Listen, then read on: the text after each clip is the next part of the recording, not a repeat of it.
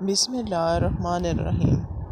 इमाम अली अलैहिस्सलाम की खिदमत में एक शख्स हाजिर हुआ और अर्ज़ करने लगा कि या अली, आप फरमाते हैं कि अल्लाह ने हर मखलूक किसी न किसी मकसद या किसी न किसी काम के लिए पैदा की, तो फिर अल्लाह ने कुत्ते को क्यों और कब पैदा किया?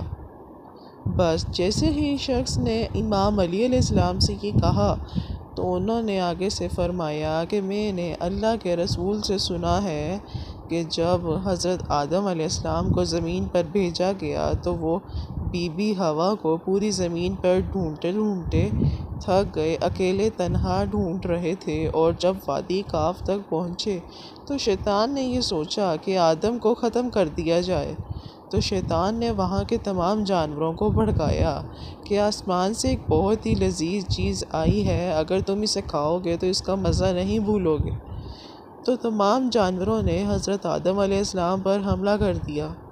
तो अल्लाह ने चाहा, शैतान जहाँ पे खड़ा था, इसके कदमों से जहाँ पर वो खड़ा था वहाँ पर एक नर और एक मादा कुत्ता निकाल दिया और वो वहाँ से निकल कर हज़रत आदम अलैहिस्सलाम की हिफाजत में लग गए।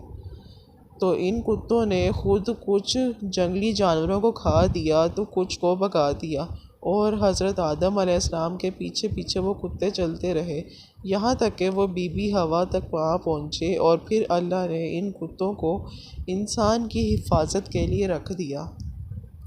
उम्मीद है आज की वीडियो आपको पसंद आई। अगर आपको ये वीडियो पसंद आई तो प्लीज़ हमारा चैनल सब्सक्राइब कीजिए और इस वीडियो को लाइक करना मत भूलिएगा।